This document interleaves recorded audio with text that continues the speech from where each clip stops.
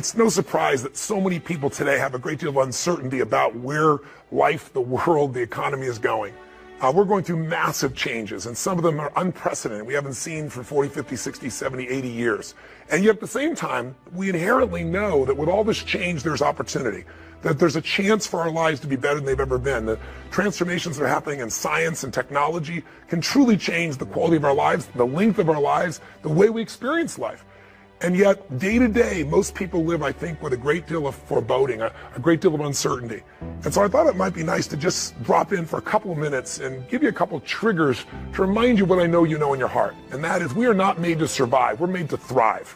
Human beings, our spirit, our capacity to adapt, our ability to grow, our ability to learn with lightning-like speed, our ability to find a way to serve others, that calling inside of us that we have as a parent, or as a friend, or someone who truly cares, when we put our fear aside because there's something we want to serve greater than ourselves, we all have that ability to find that passion in our life. And as we now are in 2014, a lot of people start out with a new year and it becomes a trigger for the possibility of a new life, but that disappears after a few disappointments, after coming up with a few New Year's resolutions that within a week or two they've already broken. I'm going to talk to you about just the simple core of what you and I are made for. We are not made to survive. We're not made to manage our pain or get through it. We're made to be creators of our lives. We can create anything. Anything we can dream about, we can create. And I know that sounds like positive thinking, just BS. But in your soul, there have been times in your life, I know, when you've had something that you wanted so much. Maybe you wanted something for someone you care about. Maybe you wanted something for yourself, but you became so obsessed with something, achieving it, experiencing it, whether it was a transformation, in yourself, a change in your business, making a certain amount of money, getting a job, increase of some position increase. Maybe it was doing something for your mom or your dad or your kids. Somewhere in your life, you've gotten obsessed enough to really want to create something that you may not even know how you were going to do it, but you just wanted it, desired it, that you started all of a sudden taking action and you got insights. And before you knew it, what used to be just this impossible dream became a reality. Is it fair to say that at some stage in your life that there are some things today in your life that were once just a dream or a goal, that once seemed difficult or impossible, whether it be the job you have or the relationship you're in and might be taking for granted? Is there anything in your life today that was once like that? Well, then you and I are creators. And very often when we get overwhelmed by so many things that we feel out of control by, we start getting into being managers of our life, managing our pain, managing through the situation. So my purpose here is to say, what does it take to thrive once again? So let me give you 5 quick keys. Number 1 key to thriving is you've got to allow yourself to be able to take advantage of uncertainty. Yes, the world is uncertain right now. Uncertainty is change. Change is life. We both know that. We all know that. But if you and I are going to become masters, we have to understand that we don't have to work on change. Change is automatic. Progress is not. If you and I are going to make progress here in 2014, whatever stage of the year you're looking at this, progress comes when you tell yourself the truth and you're able to feel the uncertainty and take action anyway. The thing that stops us all is fear. It's no surprise. Fear of failure, fear of rejection, fear of the unknown, fear of not looking good. And that fear we could translate into the simple thing of uncertainty. Now, when you look at someone who's incredibly successful, you look at someone who's truly a leader in their life or in their field, the one thing they have in common is they exude this sense of certainty. And where's that come from? Is it inborn? Are they lucky? Are things just going their way? No, great leaders know how to step in the uncertainty and bring the certainty to the situation. Most people in life, we really feel like the level of stress in our life comes to how much of life do you feel like you control, or how much does life control you? Do you tend to control more of what's going on, or events controlling you? It's very easy to have those events start to take control unless we take control of what's between our ears, our own mind. You see, what you and I focus on massively affects how we feel, whether we're thriving or surviving. If you focus on what you can't control, if you focus on the past, if you focus on what's missing from your life constantly, that pattern of focus will make you frustrated, overwhelmed, depressed. It won't even matter if you're, taking antidepressants. If you keep focusing on what you can't control, what's missing from your life, you're going to feel depressed still. You can take as many antidepressants as you want. Focus equals power. If you want to thrive, you got to focus on what you can control. You got to focus on the difference you can make. You got to focus on what's already in your life that you're grateful for. And I have a little process here at the end that's my gift to you, which is just a simple ritual that can bring you back to this place. So one thing that leaders do is they focus on the things they want, they focus on what they can control, they focus on what they have. They have a combination of gratitude, strength, and commitment. They really unleash the second element. They have a vision. They have something that they're after, something they want to create, something they want to contribute, something they want to give, something they want to make happen. And that's when you become a creator again instead of a manager of life. And it's easy to lose that sense of vision in your life through disappointments. Hey, we've all had them. You get all excited about something and then, life seems to crush it. Somebody betrays you. You betray yourself. You don't follow through, and then you don't trust yourself at the same level. What makes somebody a leader is they build this certainty, and not only with focus, not only do they get a vision for what they want, but they bring that certainty in their body. Listen, if you've ever been to one of my live events, you know that one of the greatest things about, let's say, Unleash the Power Within is you go through a weekend where you literally train your nervous system to have certainty. I mean, how the heck do we get people to storm through fire? It's not about firewalking. It's about getting yourself to be able to take action in the areas of your life that normally you would more than hold back, where your brain would take over and say, I can't do this. Are you crazy? Somebody else did it, but not me. What we do is get people in a state where you're going to follow through, where you're going to face your fear and do it anyway. And the way we do that, besides changing people's focus, showing you how to direct and control that focus, is also by learning how to use your body as the tool to change your state. Listen, if I drop my shoulders enough, if I were to breathe shallow enough, if I were to slow down and say, I don't know, I'll give it a try and go into this state, I'd be like Samson getting his hair cut off, right? Because what we don't realize is that our mind is directly affected by the way we use our body. If you change the tempo in which you move, if you change the way you breathe, if you change the way you use your voice, you literally change your biochemistry. And the one thing that you'll see that's the same with the greatest golfer in the world or the greatest musician or the greatest, actor is they have this sense of certainty, and it isn't born. It's something that you make as a habit. You drill it into yourself. I sure as heck didn't have that sense of certainty growing up, not even close. And what I found myself doing early on is I felt so uncertain, I couldn't get myself to do anything. So I developed these rituals of certainty. I would go on these runs, and on the run, even though I didn't feel like it, I would do these incantations where I would say out loud over and over again, God's wealth is circulating in my life. His wealth flows to me in avalanches of abundance. All my needs, desires, and goals are met instantaneously by infinite intelligence. For I'm one with God, and God is everything. And I would say that over and over and over for 30 minutes. Just crazy. And I would envision it, God circulating, His wealth circulating my life, and I'd see the wealth of love and friendship and impact and growth and economics and all these things, physical fitness and aliveness. I'd see this wealth of abundance flowing, oceans of it, into my life as I went and did these things. If you envision something clearly enough and you bring certainty to it over and over again, if you engage your physical body in a simple ritual, it could be as little as 10 minutes a day. I call it my hour of power, or 15 minutes to be fulfilled. And all you do is you take 5 minutes, and in those first 5 minutes, you get yourself moving, and you get yourself in a state of certainty in the way you move and the way you breathe. You focus on what you're excited about in your life. You focus on what you want to create, what you want to bring to your children, what you want to bring to the world. And it changes your state. We all know what happens when you're out of state. When you're burnt out, when you're frustrated, when you're overwhelmed, you snap at people sometimes, feel bad about it. You didn't mean to, it's just the state you're in. So to thrive this year, take uncertainty and bring certainty to it. To thrive this year, get what I call a compelling future. Pick anything, a goal, a dream, a desire, something that excites you so much that you're going to feel yourself compelled to actually find a way to make it happen. You've done it before. You've gotten obsessed. You don't even know how you did it, but things happen and you've got yourself to where you want to be. Let's make that happen this year, right now. Regardless if it's later in the year or the beginning of the year you're watching this, I made this so that hopefully I'd remind you of what you know, that you're made to thrive, not survive. What's the third element that makes somebody an effective leader, makes them a thriver, even when the environment is crazy? Well, they bring certainty to uncertainty. That's leadership skill by focus and physiology, by the way they move, by the way they breathe, by what they do.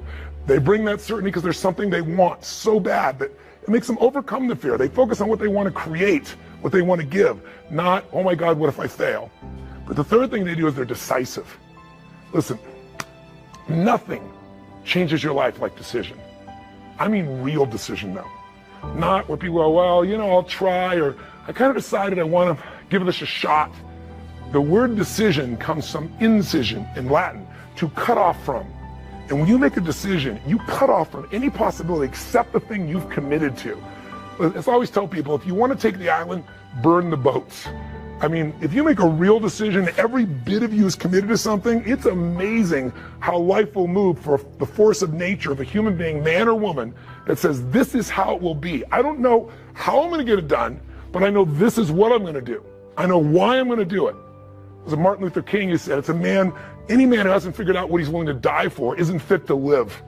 If you can find something you're so excited about, if you can find something that will drive you with that certainty, and you add to that decisiveness, you can change anything.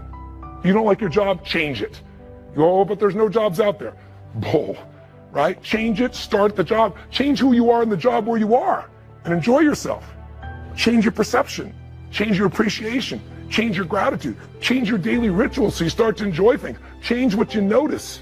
Change from trying to get something to trying to give something. The whole game will change. Decisiveness is the ability to make a decision even though you're uncertain once again. What keeps people from making a decision? Fear of failure. I remember I had a chance to get to know General Norman Schwarzkopf during the time in which he was commanding our forces, an amazing man. And he would step over there in Desert Storm, as they called it in those days, and he could command a guy that was just brilliant.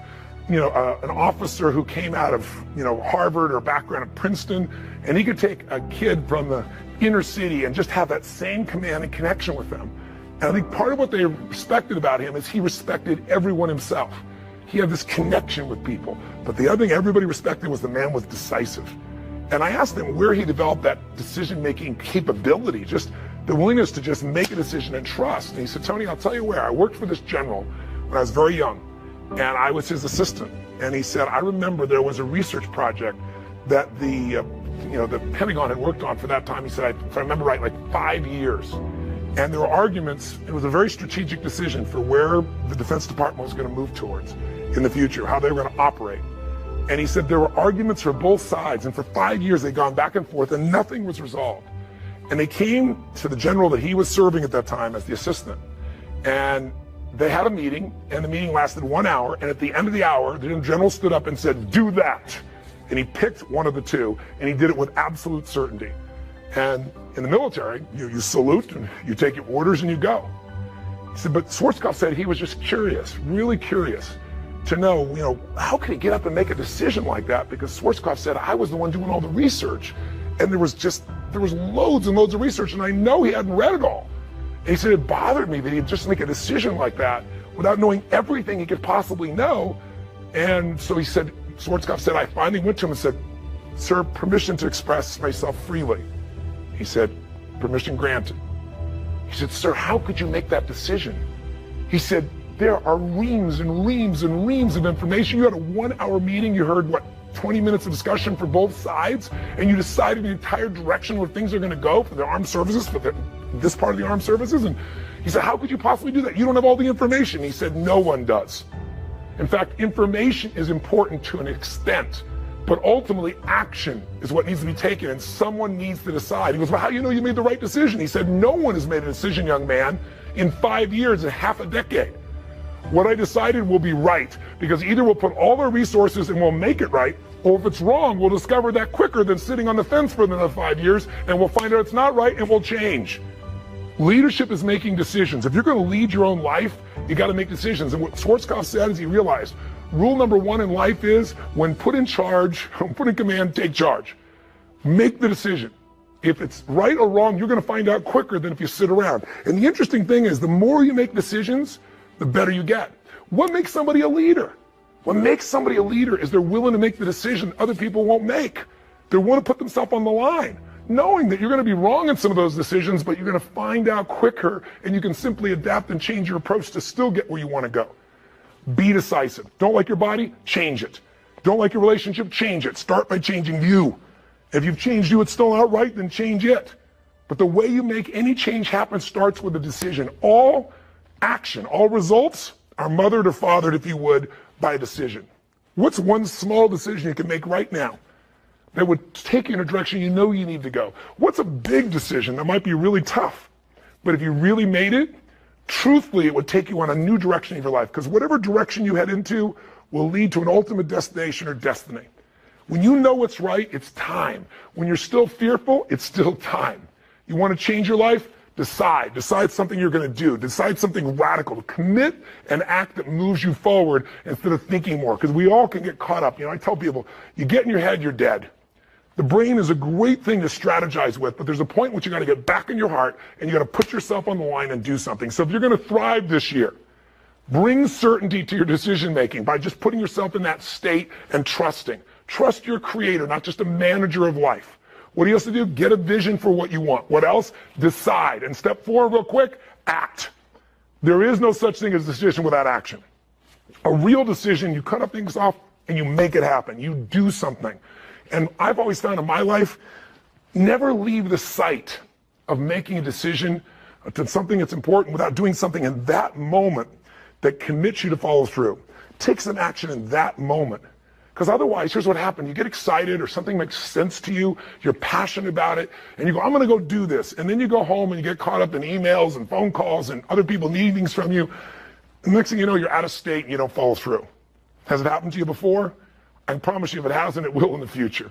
People that succeed, when an opportunity is there, they trust. They trust. If I'm going to thrive, this is here in my life for a purpose. Life isn't happening to me. Life is happening for me. And even this pain or challenge or this opportunity is something I'm going to find a way to make use of. I need to make a decision, and I need to do something right now to move things forward in the direction of what I really want for my life. Even if I don't know the final destination, I need to move in that direction. I need to take some form of action. Most people, they have all these visions. Maybe they start to make a little sort of decision, but they don't make a real decision because they don't act on it. And if you don't act on it, your ideas, your dreams will die in your mind. They'll die on your lips.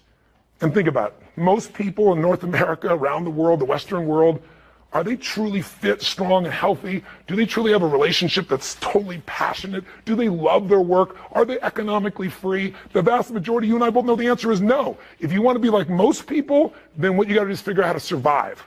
If you want to lead, you got to thrive. And you have that capability, and you're probably already doing it. I'm probably speaking to the choir to some extent. If you're still watching this right now, you've turned me off as a raging maniac who's on a rant, because that's what I am. I'm on a rant right now. A rant to call to your soul to say, no matter how great life is, take it to the next level. Find the way to thrive on the very things that stop other people in their tracks. Thrive on what produces fear inside you and in other people. Thrive on something that you envision that you have a higher purpose for. Thrive by being decisive. Thrive by taking massive action. And if the massive action doesn't work, if what you try doesn't work, just simply try something else. And if that doesn't work, try something else. If that doesn't work, try something else until you find what works.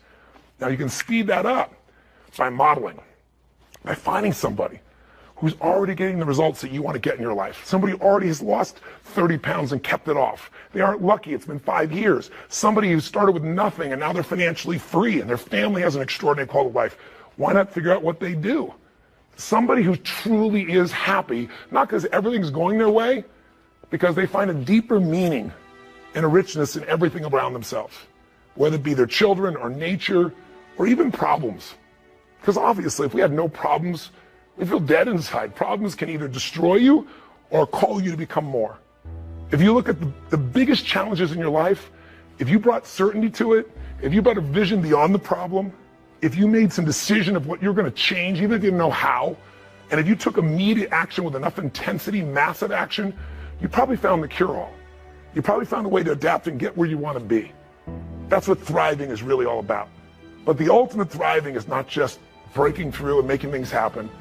The ultimate thriving for this year or any year of your life is to remember the secret to living is giving. It's to, as corny as that sounds, it's to connect to something bigger than yourself. And it can be done so easily. It can be done right there at home. Instead of running past your kids, looking at your phone, it's stopping connecting. It's kissing your spouse in a way where those sparks happen, like when you first met, instead of how you doing and moving on.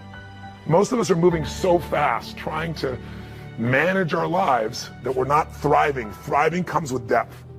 You're not going to find thriving in a friendship that happens in milliseconds online. Nothing wrong with it. It's great connection. But a depth of a real friendship is not your Facebook friend. It's not the same as being with somebody and actually having your full attention, not while you're monitoring what's going on your cell phone. Just the experience of being with somebody. But contributing your caring, contributing your interest, contributing in a simple way, finding some way to give love, attention, care, joy, or happiness to any human being. It doesn't have to be working in a soup kitchen, but that can be pretty wonderful too. Volunteering an hour in a month, an hour in a week can change a person's life. But it can be outside world. It can also be really on the inside world. If you want to thrive, then you got to remember life's not about me, it's about we. You already know it. It's in your soul. It doesn't matter what words I say. If I'm saying something that's BS, you can feel it. If I'm saying something's true, you can feel it in your heart and soul. And the thing that's true is we're here for more than just ourselves. And we feel most alive when we're doing something that's beyond ourselves, when there's something where we think that, God, by this interaction, someone's going to feel more loved. Somebody's going to feel more lifted. Someone who is down is going to get up. Someone's going to know that they're cared for. Or I'm going to help somebody physically, food, skills, ability, talent, whatever. Helping a stranger or helping someone you love, help comes from a place where you're abundant, you're not scarce. So the most important time to help is when you think you need it. So next time you're really feeling down and out, maybe find somebody else who's much worse off, because there's always somebody there if you look around, and see what you can do to help them. And watch what that does to change your entire spirit, psychology, and state. You'll find yourself thriving when you step into a life of meaning beyond you. And ironically, life's about you too. And when you're in that thriving state of growing and giving, in that state of certainty, in that state of a vision of what you want with a sense of purpose, in that state of decisiveness, in that state of action, in that state of giving, God, all hell can be breaking loose and you're still going to thrive. All hell can be breaking loose and you're having a great time. So next time you're feeling uncertain, remind yourself you're a creator of life, not a manager of circumstances. And I hope this little trigger will remind you that also what'll help you have this is not just this video that you watched here, which maybe watching it again will be helpful, maybe not, it's up to you. But if you get the heart of what I'm really sharing, it leads to the end to understanding that our lives are a reflection of our rituals. And if somebody tells me this is their dream, this is their goal, I say, that's wonderful. Tell me your plan, but more importantly, let me see your rituals. And we all have rituals, whether they know it or not. Rituals equal results. If you're overweight, it's because your rituals. Just find out what they are and change them. If your rituals are to get up every morning and go to Starbucks and have a mocha smocha, whatever the hell it is you have, and a bunch of carbs and whoever knows what, it's not hard to figure out your blood sugar is going to be dropping and you're going to be looking for another coffee a few hours later. That doesn't create a life of energy that's on fire. That creates a place where you're riding the roller coaster of how much energy you have for now. There's an unlimited level of energy with a different ritual when you start out your day doing what I call really my hour of power or my 15 minutes to be fulfilled. So at 3 or 4 days a week, 5 days a week, it took 5 or 10 or 15 minutes, one every now and then. You'll get so much momentum. You'll give yourself an hour for yourself, an hour to connect to what matters most, an hour to be grateful, an hour to get strong, working out, at least 15 minutes. I'm going to tell you, it'll frame your life in a different level and you'll find yourself thriving. So take a look at what rituals you have that don't work. And what might be some new rituals? Like, instead of focusing on what you don't have, being truly grateful for what you do have. Instead of focusing on what you can't control, think what you can do right now to participate in your own rescue, not waiting for someone else to do it. Rituals define us. And so my hope is maybe these 5 things to thrive can trigger you to get in a state where you create some new rituals and that they will create the habits and the experiences of the life that you desire and that you deserve. So that's my rant. I hope it touched you. If it didn't, I apologize because my intent is pure. Blessings to you, and I hope I have a chance to serve and see you soon, maybe at an event or somewhere else in the world. And live strong and live with passion.